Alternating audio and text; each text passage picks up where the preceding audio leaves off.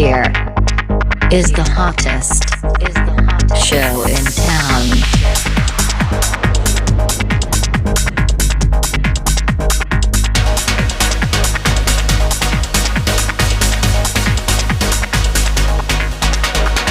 You are tuned into Coffee with 𝗏𝗏.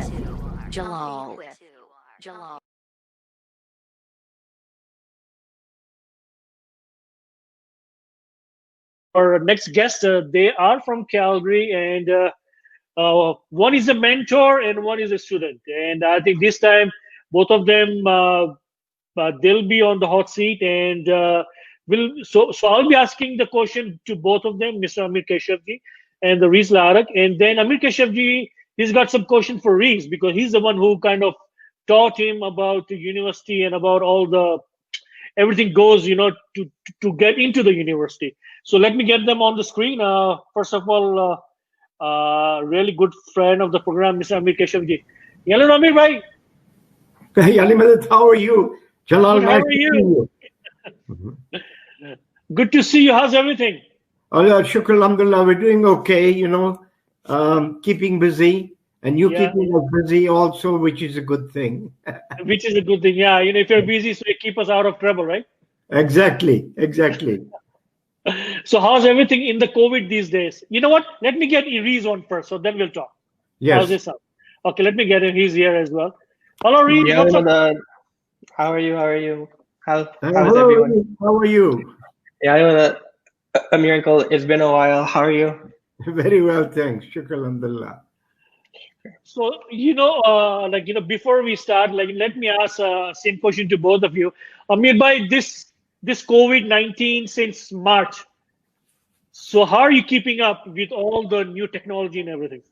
Well, you know what, Jalal, that locally here in Calgary, I used to meet 5 students a day over a cup of coffee at my favorite coffee shop.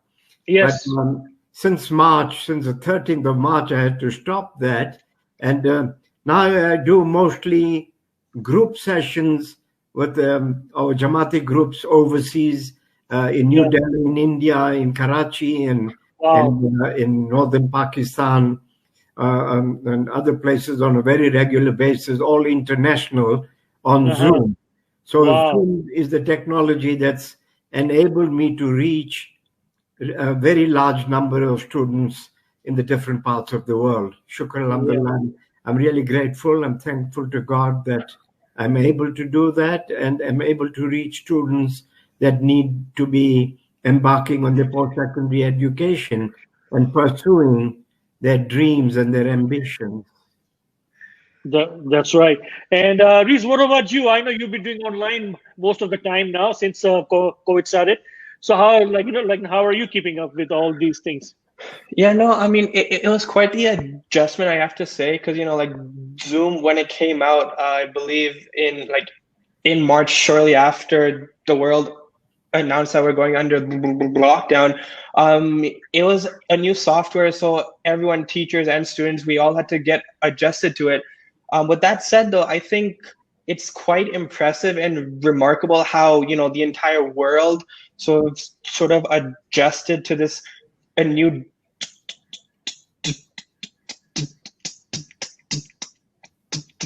digital lifestyle so quickly and rapidly. I have to say it's quite impressive. And now, I mean, I think it's sort of just like our new daily sort of life, using Zoom. People use it every day, all the time. And I honestly don't know what we would do without it, just because it's enabled learning, and it's enabled virtual healthcare, and in so many other sectors of society as well.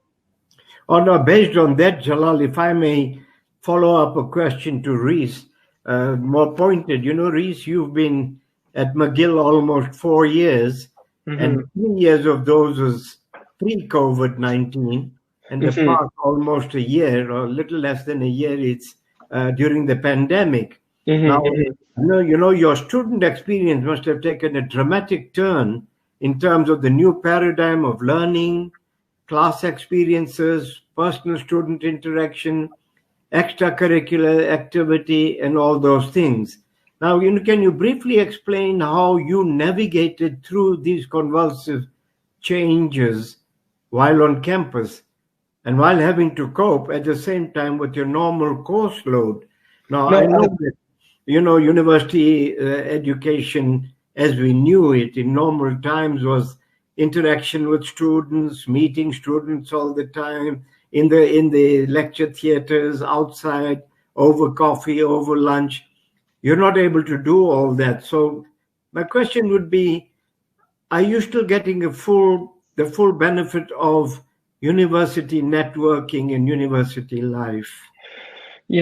That's actually an excellent question. And sorry to say, but I do not think so. I think, as efficient and as good as Zoom is at helping us proceed with our daily lives, it has nevertheless compromised the university experience in its entirety.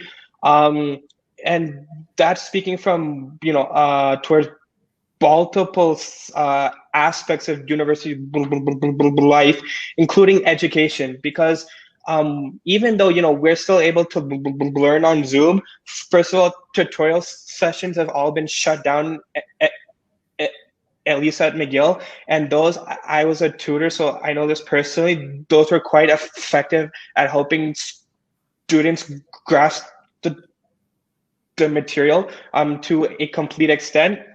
Furthermore, because everything's online and on Zoom now, it's very hard to stay focused as well for even an hour and a half lecture, only because you're in the comfort of your own home and there's too many distractions there. Because you are already online, so there's social media, and then there's YouTube, and then if you're at home, there could be other people there as well, and overall and ultimately it just isn't the same experience as inside a lecture hall. Now, that's speaking from an educational standpoint. From a social perspective as well, it isn't the same. It's very hard to meet with. It's very hard to meet with students. As you said, it's very hard to interact with them, communicate with them, and as a result of that, I feel a lot of students' mental health has taken a toll, because it's human nature for us to want to interact with people, want to communicate, and for us not being able to do that freely, it's very stressful. And I know this personally as well, because I'm actually a crisis response for kids help phone, and about 85% of the cases I receive, it has to do with COVID-19 and feeling isolated and lonely. Well, from what I understand from what you're saying is that the social life of university life and networking has been quite drastically compromised. Yes. And having said that, have you thought of what university life would be when we come back to normal, or what it's going to be called the new normal? Will we remain very mainstream COVID-19 practices of online learning and all that? Do you think students will get comfortable with working out of the comfort of their own homes, not meeting at coffee shops and lunch tables? Do you think that will remain normal even after we're able to meet each other again?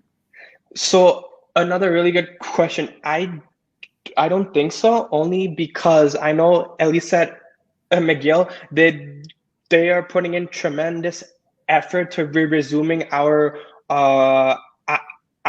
formal lifestyle before COVID. So for example, in the winter semester at the least, what's happening is that they are planning to resume some classes to be in person, specifically those with seminars and labs. And we've been receiving regular updates from the administration's office and the dean. And according to them, our fall 2021 semester, it won't look completely like the fall 19 semester before COVID happened, but it also won't look terribly similar to the fall 2020 semester, which is what we just observed in this past semester. So like to just briefly summarize, I think that this whole remote learning lifestyle, we won't be seeing too much of in the coming semesters. I think we will, in fact, resume our in-person learning and go back to that pre-COVID lifestyle that so many students enjoyed. Well, from what you're telling me, that probably international students won't be coming here, traveling to our universities in Canada and North America, naturally, because there are restrictions because of COVID-19 and other restrictions. So do you think that the intake of foreign students will be drastically limited? I think so, and I also know that all the universities are planning to sort of offer a hybrid style learning, in that they'll be offering in-person classes, but also recording the sessions onto Zoom for the international students who won't be able to come back. And that will drastically compromise the value of international studentship, interfacing and interacting with international students, drawing from their culture and their traditional backgrounds, and them drawing from our traditional backgrounds here at home in Canada. That part of the learning process of university education, I think, is going to be drastically not only compromised, but I think damaged. And I don't know, Reese, you and I have spoken very often that I thought that was a very important component of learning. Doesn't matter which discipline you're studying at the university, that component of international studentship was a very important part of university studies. Oh no, absolutely, and like, even though there is Zoom, so students in Canada and abroad can still interact, I do know personally as well that a lot of students are hesitant to continuing their studies for the time being until after the COVID era, only because a lot of these universities, they aren't reducing tuition fees. So many of these students, they'll be paying for the full university experience while they'll only be receiving 10 to 20%. And so because of that, a lot of class sizes as well are also being reduced in the coming semesters. And, as you said, that severely compromises the educational quality of not only those international students who have to put their life on hold, but also local students who would have learned a lot from those international students and their, distinct cultures and backgrounds. Yeah. Reese, I know that you're one of the very very, very few students that I've met during my voluntary work, one-on-one studentship and all that I used to do. And I think you were one of the very few who had 3 interviews at 3 Ivy League schools. So, your brilliance and your passion for learning doesn't escape my attention. Now, coming on that point, are you able, I know you're more of a research scientist, are you able, under these circumstances, still able to pursue your passion of research? And I know particularly you were doing cell research in cancer and various other researches that you're doing during your summer programs earlier on, and now you're doing it quite emphatically. I'd like to know, has that been compromised, or are you still on your own individually given the passion you have, able to carry on with that kind of work? So that's actually quite a good question, and I have to say I think the answer lies in the middle. And the reason I say that is our labs at McGill are currently open, and undergrad students are allowed to pursue research. However, all the processes have severely been compromised in that everything is very much slowed down, if that makes sense. And I can further elaborate. In our lab at the moment, as you may be familiar, in a lab you have benches in parallel, and you have researchers working alongside each other. In this COVID era, what happens is each bench is assigned to one student only. So only one student can work at one bench at one time. So because of that, everything has become a lot slower, only because you aren't able to work in the lab when someone else is there. And because of that, all the testing, all the experiments, everything has been severely backed up. And it's just like, it takes a lot of patience and discipline to find a time that works for everyone. But even after that, it still is quite frustrating, because you can't, for example, conduct an experiment for a whole week, because other people also have to come into the lab. So you have to do it in portions. So it slows everything down quite a bit. Mm-hmm. So the process has been curtailed quite drastically, I mean, in terms of time and in terms of efficiency, because, you work with your bench partner, in scientific research. You've got somebody sitting with you, a couple other people sitting across your bench, and that is how there is a wonderful flow of ideas and knowledge back and forth, rather than going through Zoom or going through the internet and messaging. So I'm thinking that, do you think that this slows down the area of research and development drastically because of COVID, or are we going to find new technology to make it more enabling, more personalized, and which has a greater degree of warmth in the research process?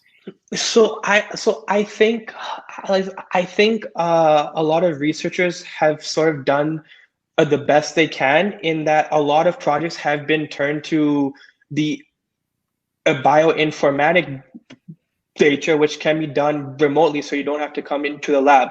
However, there's only so much you can do remotely, because you still have to check on your cells, you still have to treat them, you still have to work with animals and mice, because from those infectious bottles we really grasped an understanding of infection and a disease, and also treatment. So with that said, I think researchers have done the most they can, but I don't think they can sort of eliminate that whole in-person component entirely, because without those, we wouldn't be able to proceed with understanding fundamental scientific processes that drive certain infections and a disease, and also treatment development as well.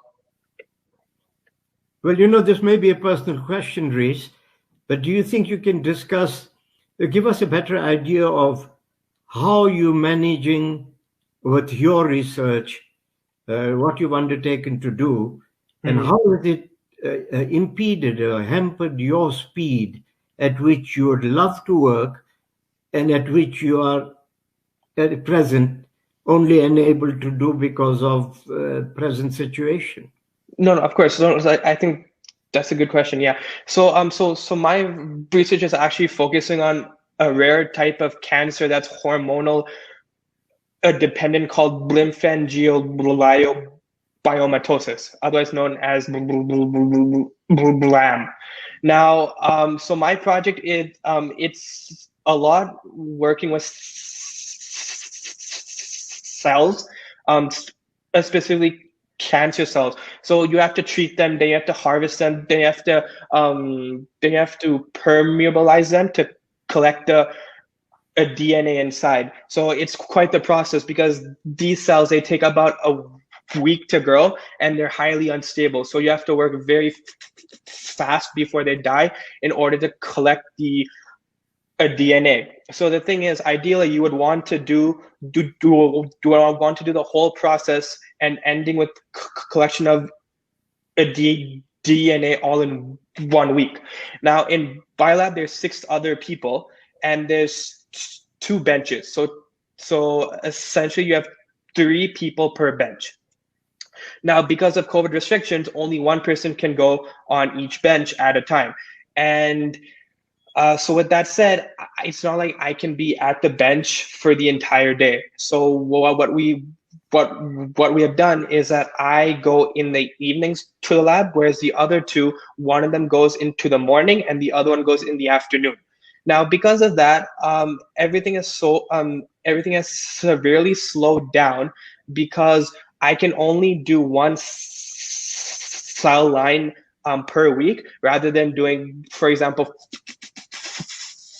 4 cell lines, only because I have, for example, only 4 hours in the lab, whereas if in a COVID-free world, I could be there the entire day.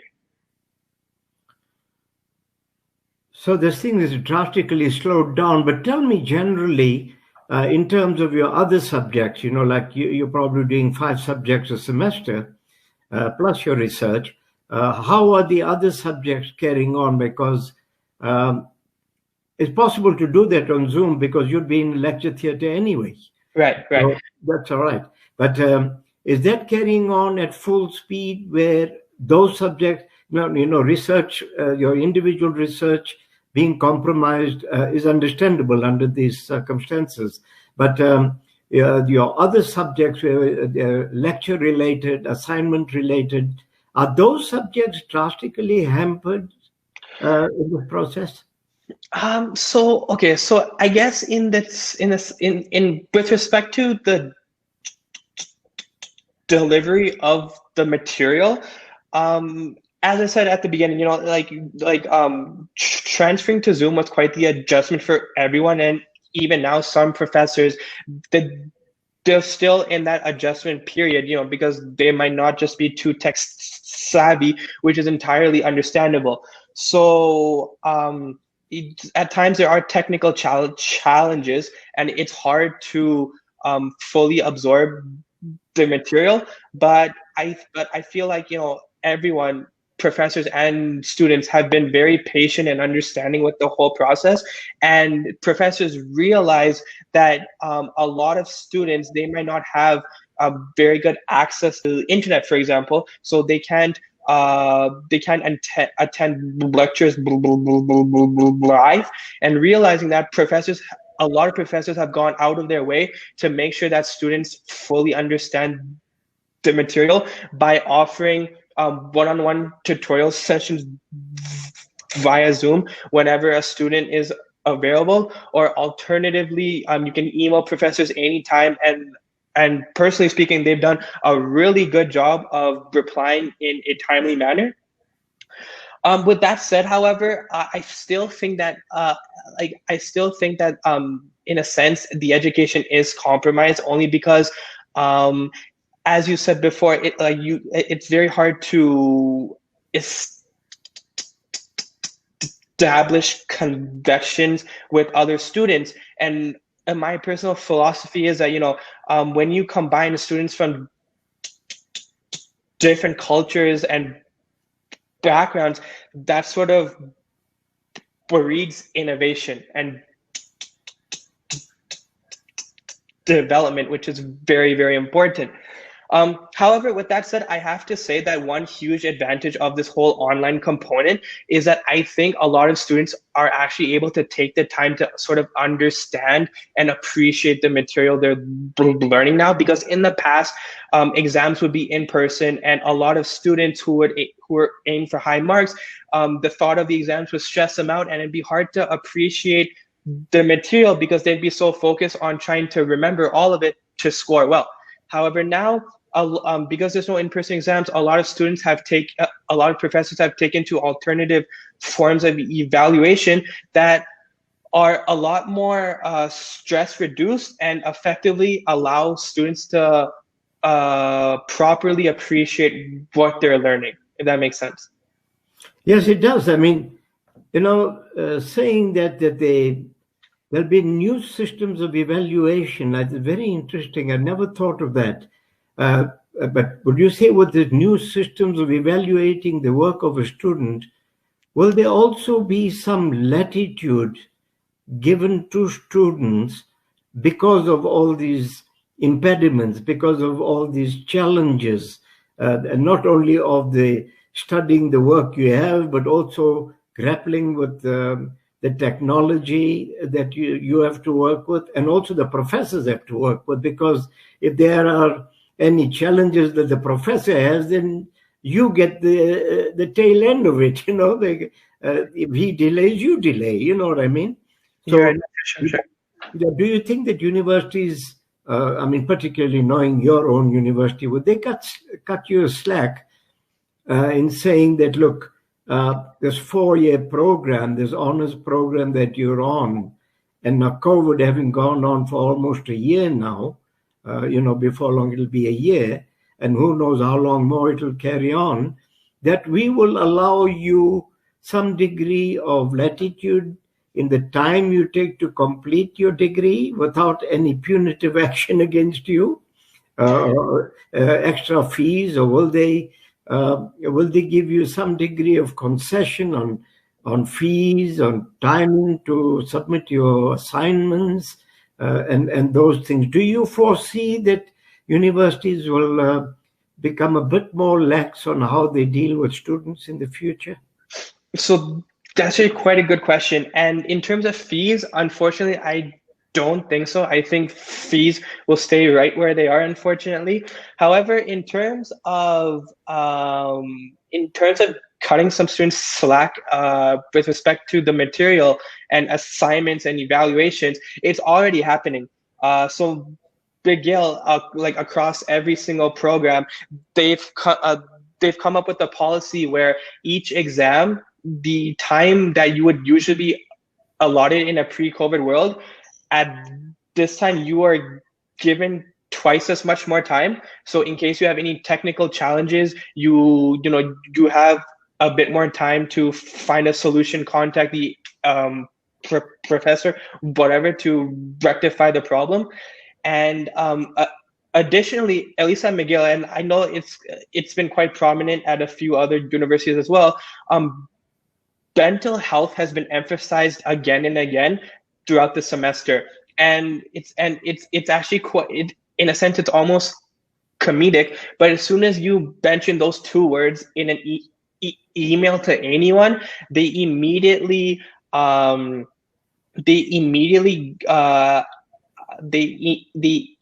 provide you with extra time or resources, and they'll just help you relax and allow you to complete whatever the assessment is at your own comforting pace. Yeah, I can see that the entire paradigm of teaching will have to change from what you tell me, and the paradigm of learning will have to change as well.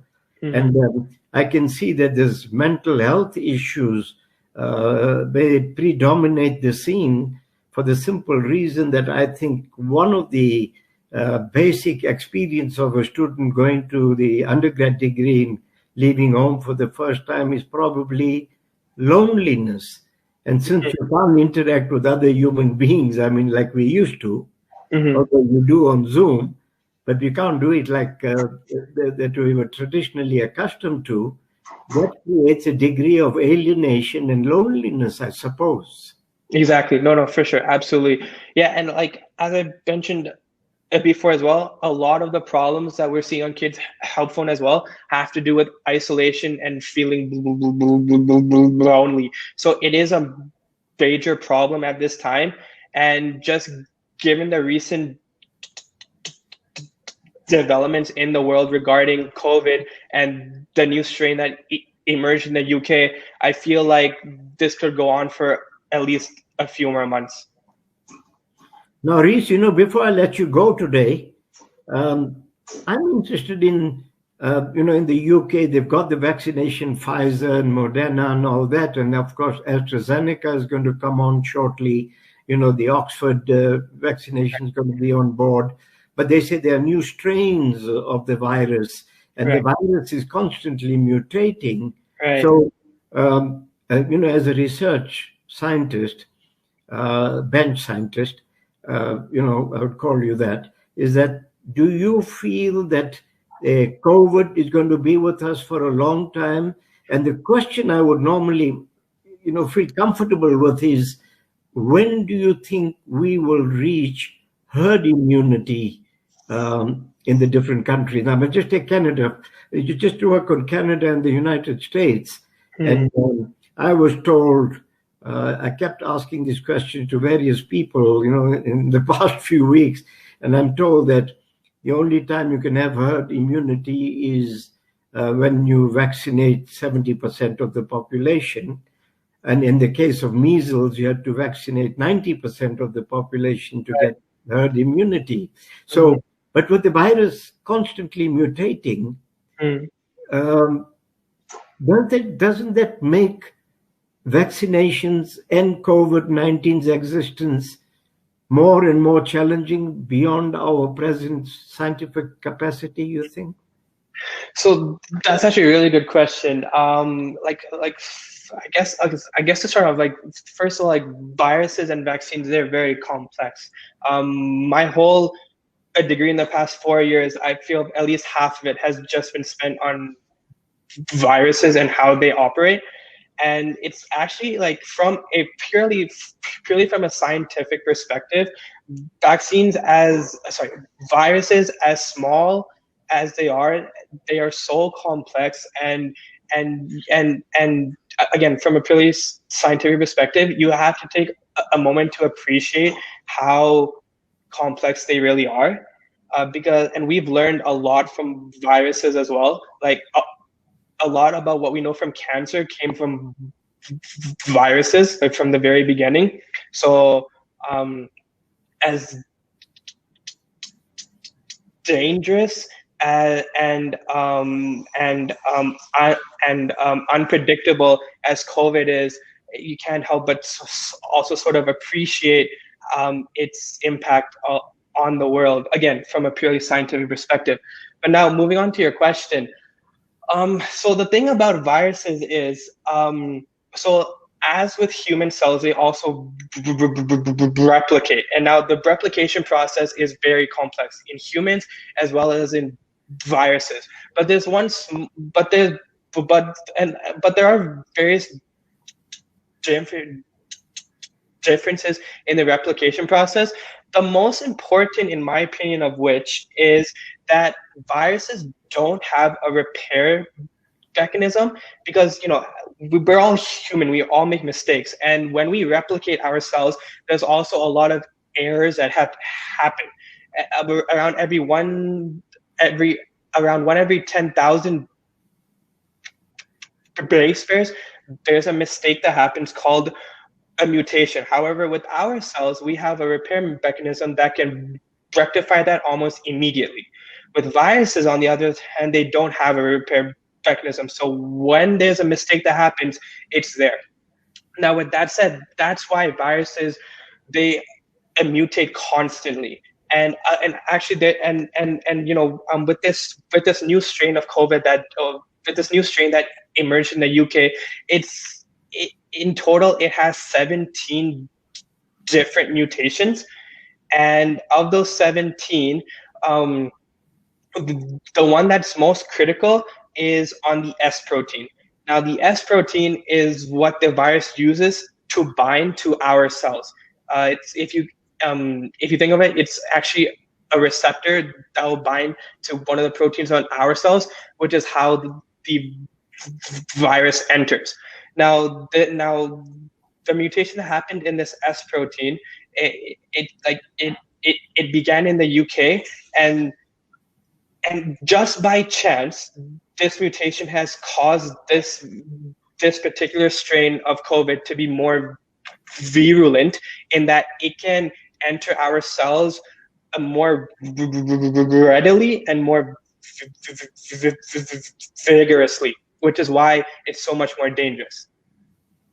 Now, coming back to your question about how long this could go on for. Honestly, it's too hard to tell at this time, only because vaccine viruses, they mutate constantly, and as a matter of fact, the other 16 out of the 17 mutations, 8 of them, from what I remember, they absolutely had no impact on the virus's virulence at all. There were very mild mutations that caused a no negative impact on the efficacy of the vaccine or the spreading of the virus at all. This is the first mutation that's so important only because it's on the protein that's critical to enter into our host cells. Now, to discuss herd immunity is quite interesting because, you're right in that you need 70 to 80% of the population to be vaccinated in order to sort of diminish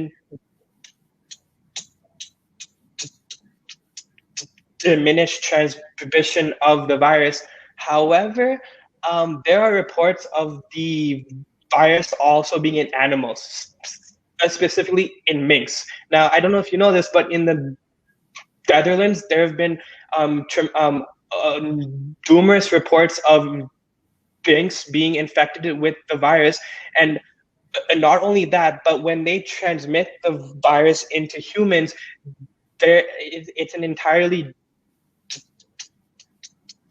different strain. And the implications of that is that even though 70 to 80% of the population would be treated with the vaccine, we still have the remaining 20 to 30% who are susceptible to infection by an animal. Because the way herd immunity works is that when you have majority of the population treated, then they can transmit the virus to someone who isn't treated with the vaccine. However, when animals come into play, it gets a lot more complicated because someone who isn't infected, who isn't treated with with the vaccine, they can contract the virus from an animal, such as a cat, a dog, because there are reports of dogs also being infected.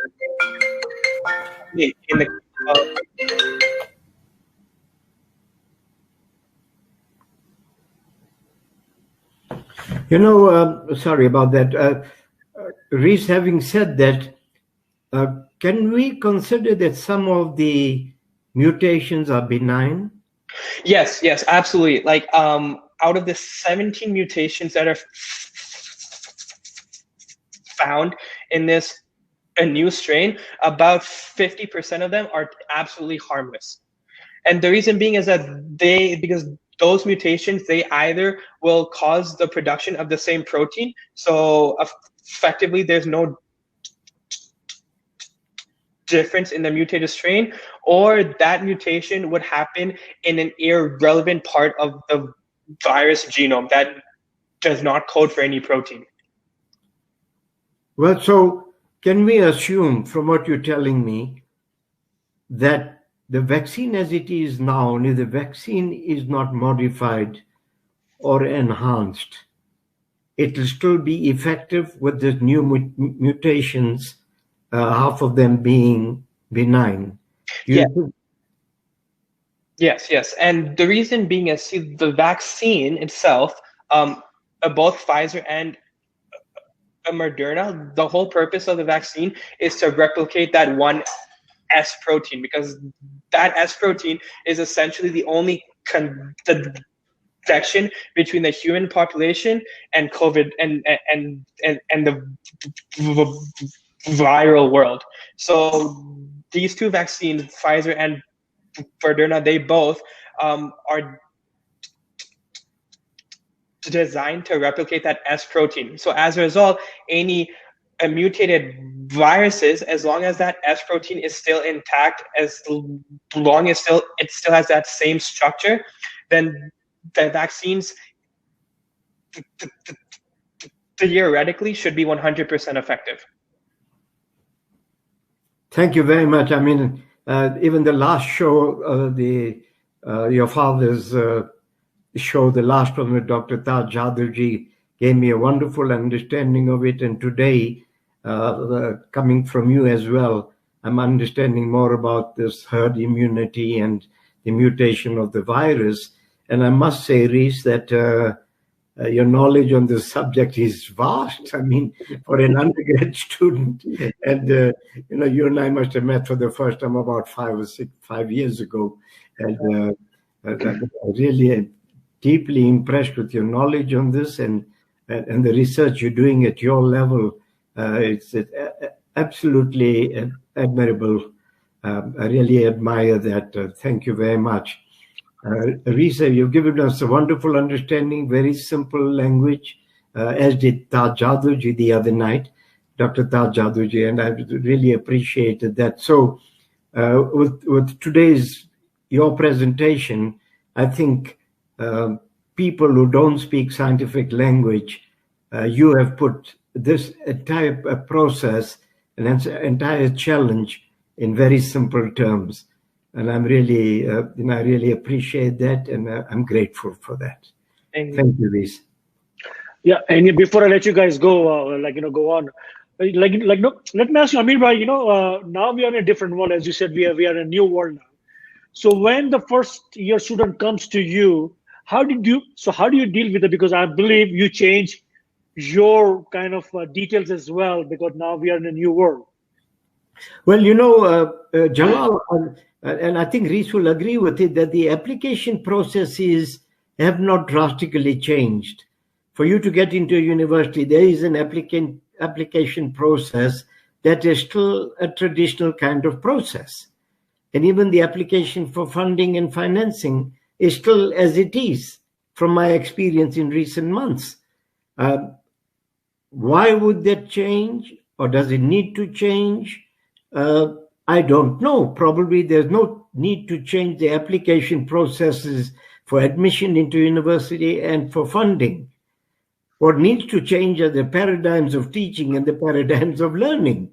Yeah. That is where the greatest challenge has been posed to universities and the faculty. And I know that university professors, and I'm in touch with a couple, they're absolutely inundated with work in finding new ways and new paradigms of teaching that are as effective as what they thought were during normal times. So my work hasn't changed. My voluntary work with students still remains the same. And I'm sure that Reese will agree with me that part of the university, the application processes, fortunately hasn't changed. Yeah. Do you think it'll change, Reese? Do you think they'll have to change that? Honestly, no, I don't think so. I feel that I feel like that the content that applications typically ask, I think it's still very valid, especially in a COVID world. I feel perhaps maybe admission committees at some universities, at the least, they may be a bit more lenient with grades and such. I do know that at least some schools, and now they are willing to disregard the winter 2020 semester only because that's when COVID erupted and negatively impacted so many students. So if individuals' grades aren't the best in that semester, a lot of schools, or a lot of the admission committees are willing to disregard that semester because they understand that there were exceptional circumstances. Mm-hmm. But Reese said, the one thing that strikes me is that with the reduction of foreign students who pay 3 times the fees in Canada and in some other countries, with that drastic reduction of foreign students coming in, do you think that the fee structure will increase to make up for that revenue loss that universities will be suffering? Do you think that will force their hand to increase fees drastically for local students and make it sometimes prohibitive for local students to go to local universities? Do you think that could happen? Honestly, that's a good question, and unfortunately, I have to say it. I think it very but so is possible. I guess an alternative solution to that would also be to be more lenient in the application process, and you simply accept more students within the country rather than depending so much on international students. I do know that some universities they also have an emergency fund that they can unlock as well, that they can use to cover certain expenses for the time being until they can until restrictions ease up as well. Well, you see, based on this subject, Reese, I ask one question, that if a foreign student is going to pay 3 times the fees and is really eager to come to say McGill or Queen's or University of Toronto or one of our other universities in Canada, pay 3 times the fees and don't get what I would call that valuable student experience that there used to be in normal times, is it worth their while to even join our universities in the near future?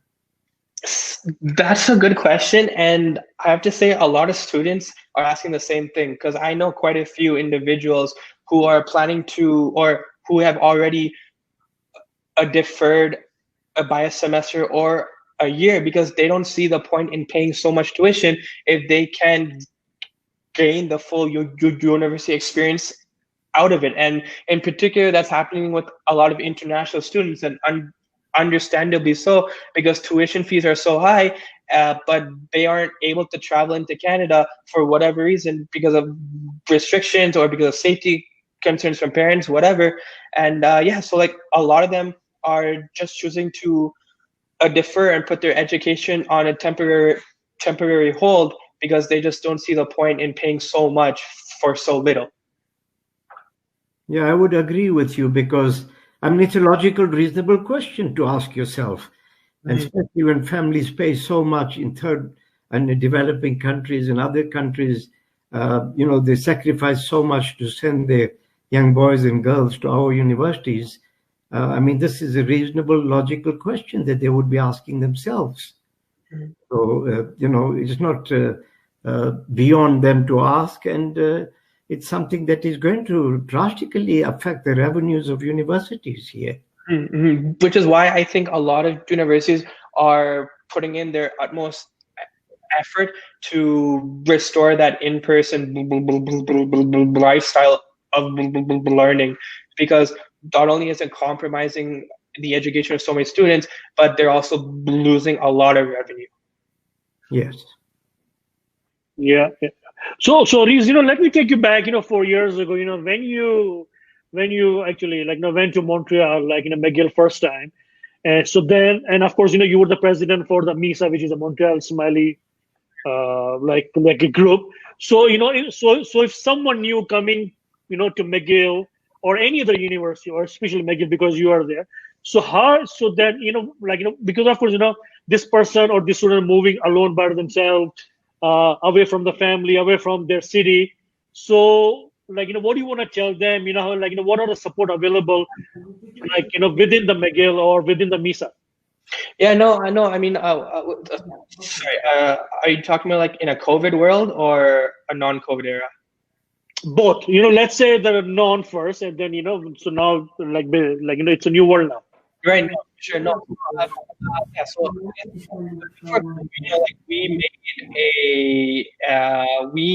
we made a particular effort to reach out to all the first students, especially because we were able to empathize with the stress and like just this or being on your own for the first time, away from parents. So we made a particular effort to be very welcoming and inviting to all the new students. We tried to establish connections with them right away, only so they feel fit in. We host a lot of exciting events within MISA, including we have an annual ski trip, which is a whole weekend away where you just spend time with the MISA family, and that's probably one of the best events that we host, only because all these students, they have a chance to really bond, because well, first of all, they're locked into a car for 4 hours drive there and back, and they spend a whole weekend with each other. And additionally, there's always events happening in 𝗏𝗏 and also outside of 𝗏𝗏 as well, hosted by MISA, to help students bond and just give them something to do on an evening when they perhaps don't have anything else to do. Outside of MISA as well, there's so many clubs, there's so many student clubs that are always looking for new participants, and I think that's one of the best ways to sort of meet new people and make new friends, and also make new memories as well. In a COVID world, of course, all very challenging because you can't have in-person events. But even despite that, MISA has been doing a commendable job hosting virtual events over Zoom on a regular basis, and through that, all the upper years are getting to meet and establish relations with the first year students, help them out whenever they need, just listening ear as well, and overall just act as home away from home. Mm-hmm. So like in Ameer bhai, of course students are changing in the new world. So I think your son is in the Harvard. So is there any changing in the in the professor style? Of course they are going with the new world as well. So what are they looking for in students these days? I haven't been back to Boston for almost 10 months. I used to go very regularly, but I know that they're very busy daily. They're teaching from home, like all other professors in other universities must be doing. And I'm sure McGill is the same. But they're, I think, wrestling with new ideas about what to do in the world of the new normal. Mm-hmm. And I think that, first of all, we need to describe the landscape of the new normal. Is the new normal going to be the normal we used to know? Or is the new normal going to be still wearing masks and social distancing and working through Zoom for a longer time than we anticipate? Yeah. I don't know, and I don't think anybody is able to predict that. But I know that some of the larger, better universities of the world are grappling with this idea, because many of their revenues depend on them getting back to normal. And unless they get back to the normal like we used to know, or closest to that, their revenue streams are going to be affected very drastically. That is my reading of the matter, because universities have to have funding. And if government funding, like when you have the state universities, or particularly in the UK, they're already thinking of drastically cutting funding to universities in the new budgets. And what they have in mind is to have smaller universities merge with each other, where they will no longer receive, or the likelihood of them no longer receiving government grants. So the state and the status of universities and post-secondary educational institutions, I think, is in a state of flux. And it's a state of uncertain flux, because I don't think anyone has really figured out on how to keep the revenue stream, as well as keep the teaching style and the student style, and come back to normal or a new normal that will at least resemble what we used to know university education to be. So I think it's going to take, and of course, from an ordinary point of view, the greatest minds are at universities. So if they can't resolve that problem, then I don't know who else is going to be able to do that.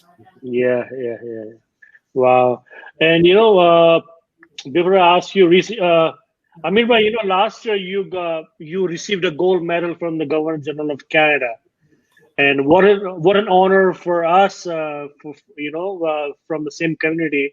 And I want to play that video. It's about 40-second video. I want to play that video. If you can just hold on with us, and it's a really honor for us to have you on the show as well. So here we go. Thank you very much. Ameer Keshavjee. Ameer has been helping students in difficult circumstances access to post-secondary education over the past 3 decades. Through his volunteer work with such institutions as the 𝗖𝙈𝙀𝙀𝙍 supports youth from around the world have fulfilled their educational aspirations. For his co-standing, Ameer Keshavjee is awarded the Sovereign Medal.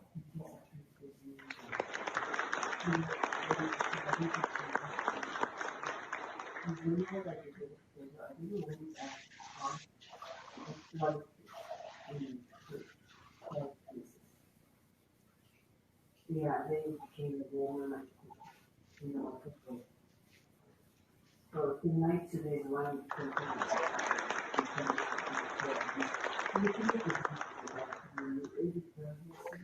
Wow, mashallah, kya baat hai, Alhamdulillah, thank you very much. I received the medal on behalf of the numerous students who allowed me to become part of the sacred journey to pursue higher learning and enhancement of the intellect.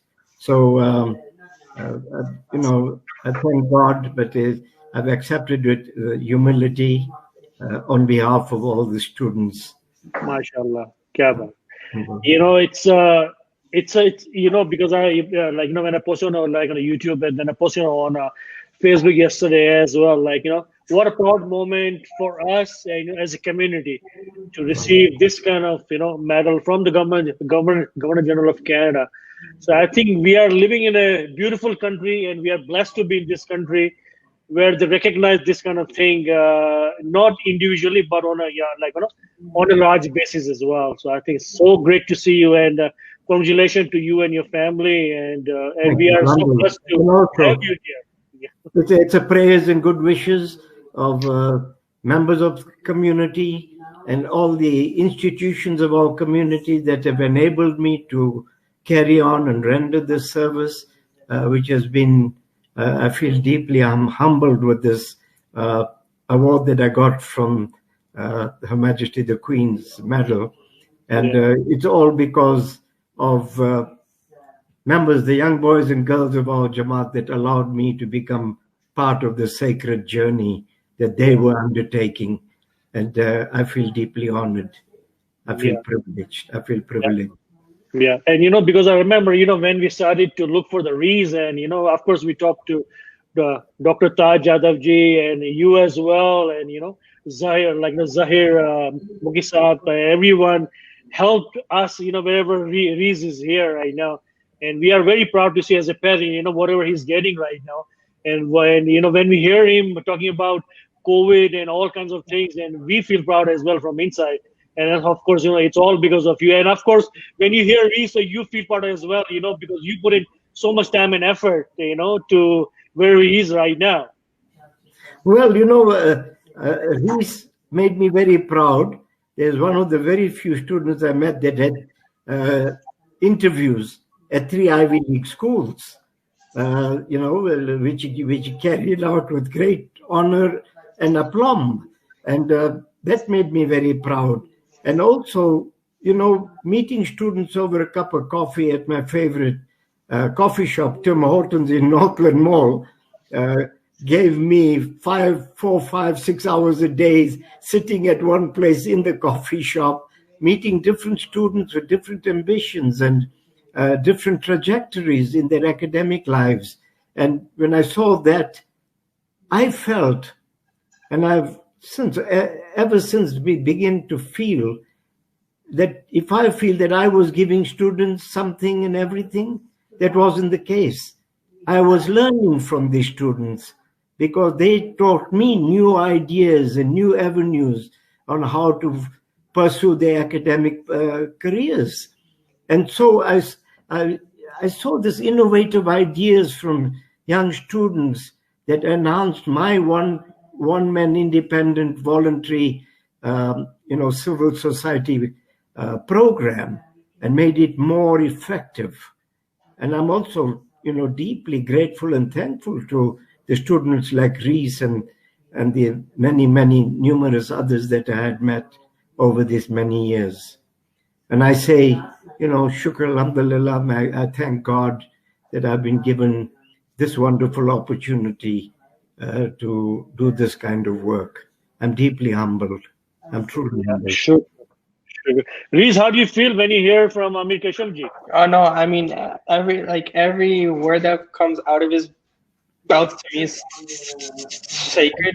Honestly, I wouldn't be where I am without all your support and your guidance and your love and your patience through all the years. Every time I come back and you take time to meet with me, it makes me feel very special inside. And I couldn't be more grateful for all your support and your guidance over the past 5 years now. Yeah, that's right. That's right. So I think it was very informative, and it was a great questions by Ameer Bhai to you, Reese, and it was lovely to hear both of you. So before we finish the show, Ameer Bhai, what do you want to say? Last message, last comment? Well, the only thing I can say is that the Indian saying which says, it takes a village to raise a child. Jalal, if it's your son or your daughter, you're not going to be able to raise that child by yourself. Yeah. You need the entire community, the entire village to help you. Likewise for my children. I have not done everything for my children all by myself, my wife and I. No, I also needed help from the community.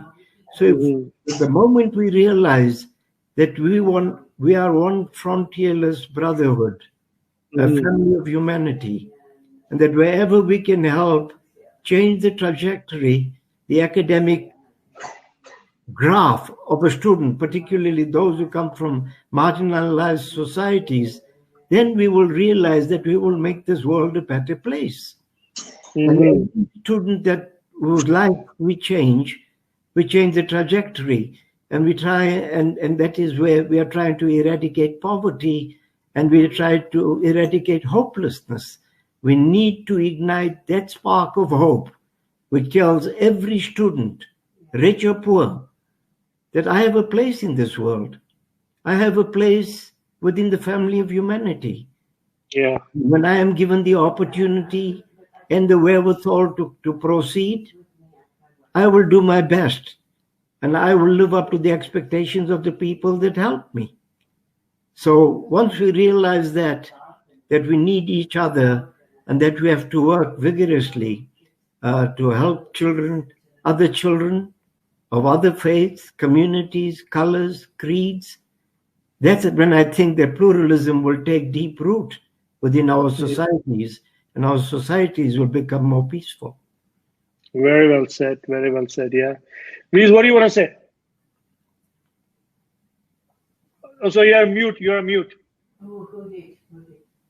Sorry. No, I think one thing that I would stress to everyone is that, we've been living in a COVID world for almost a year now. Hopefully we're almost to the finish line as well. Reports have just come out about what in both the Pfizer and the Moderna vaccine is causing all the allergic reactions.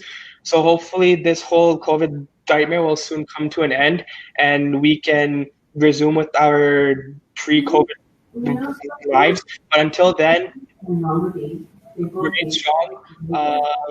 Reach out to friends and family whenever you're feeling alone or isolated. And yeah, we're almost to the finish line. If you don't mind, one quick word to all the students. If anyone's interested in learning more about COVID and its impact in any of the aspects in society, whether in the government or economical, healthcare, psychological, etc., 𝗍𝙀𝙀𝗍𝘀 Canada, this non-for-profit organization that's focused on giving research opportunities to students, is currently recruiting high school and university students into the program.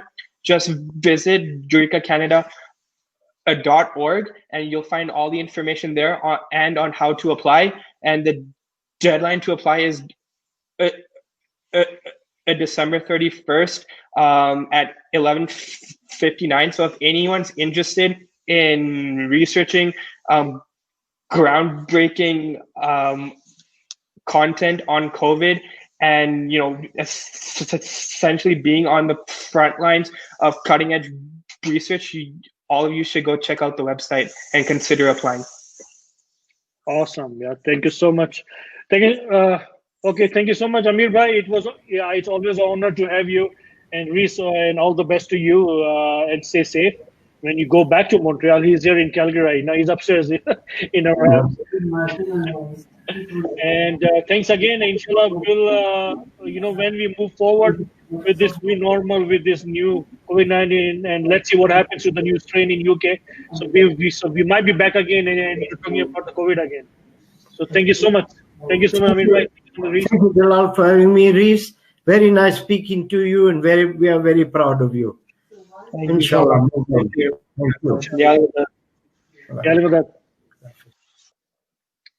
So guys, it's Reese Ladak and of course Ameer Keshavjee, and we'll hope